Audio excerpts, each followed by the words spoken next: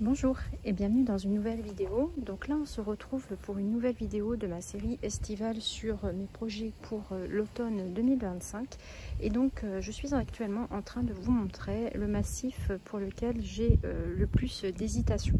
Donc c'est un massif qui est jeune également, qui a été aménagé essentiellement de l'automne dernier jusqu'au début du printemps. Donc vous pouvez voir qu'il y a quand même pas mal de floraison actuellement, mais ce sont essentiellement des annuels. Je vous mettrai une photo de l'aspect que cela avait il y a un an, donc vous pourrez voir quand même qu'il y a eu du changement, mais pour l'instant je ne suis pas encore satisfaite du résultat puisque je trouve que l'espace n'est pas encore assez bien investi par les vivaces. Donc je vais vous montrer déjà ce qui est en place. Donc j'avais mis ici ma Nepeta que j'ai déplacé à l'automne dernier. J'ai installé tous ces équinopses ici qui sont des équinopses rétro. J'ai également mis deux hydrangeas Annabelle. Donc vous en avez un ici qui a un petit peu souffert de la chaleur et des différentes canicules qu'on a eues depuis le début de l'été, et un deuxième là qui ont quand même fleuri pour cette première année, donc je suis contente. Mon hydrangea Black Diamond a eu un petit peu de mal l'année dernière quand je l'avais acheté. Les fleurs étaient vraiment énormes en pot, mais là la floraison est beaucoup plus timide.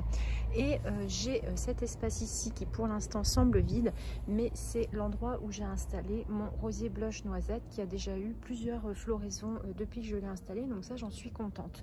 Donc dans les choses que je pense vouloir installer, vous avez vu ici que j'ai de la place puisque les pieds de sirénaire maritime vont partir et vont aller dans l'autre massif.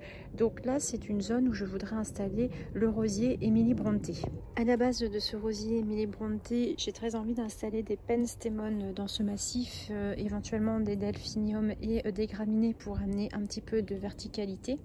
Et j'ai également vu des fleurs qui sont des gypsophiles qui pourraient venir ramener aussi un aspect un peu vaporeux et léger sur ce massif. Je suis assez contente au niveau des bordures du résultat que j'ai ici avec mes semis de Alice. Je vous avais montré la mise en place au début du printemps.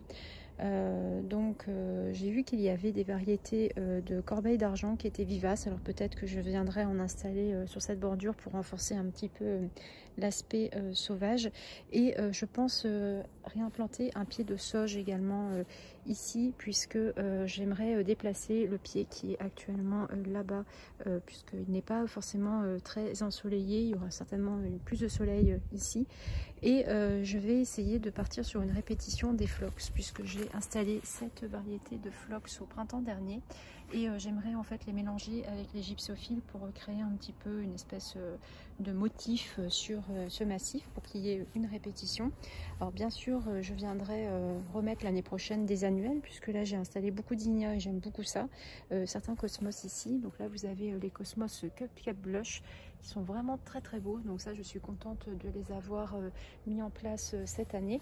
Et peut-être aussi mettre plus de dahlia ici, puisque finalement ça se plaît plutôt bien. Vous pouvez voir ici mon dahlia café au lait qui a fleuri, et c'est la première année que je l'ai au jardin. J'avais la version café au lait rosé, j'aime vraiment beaucoup. Alors cette année je vais essayer de laisser certains de mes dahlias en terre, puisque finalement j'ai toujours beaucoup de pertes entre ceux que je conserve et ceux qui arrivent à germer. Là cette année j'ai quand même eu 4 ou 5 dahlias qui n'ont pas repoussé. Donc voilà, je vais faire un essai, puisque j'ai un pied de dahlia que j'avais laissé, dont j'avais laissé un tubercule en terre, qui finalement a poussé tout seul. Donc je me dis que ça pourrait peut-être être à tenter. Et donc là j'ai un laurier rose et un rosier dont je ne connais pas la variété qui vont rester en place. Donc c'est vrai que pour moi l'objectif ça serait un petit peu d'habiller ce mur qui est un petit peu disgracieux. Donc pour l'année prochaine, comme les pieds seront encore petits du rosier ici et du futur rosier là, je pense remettre des roses trémières, puisque là ça s'est plutôt bien installé.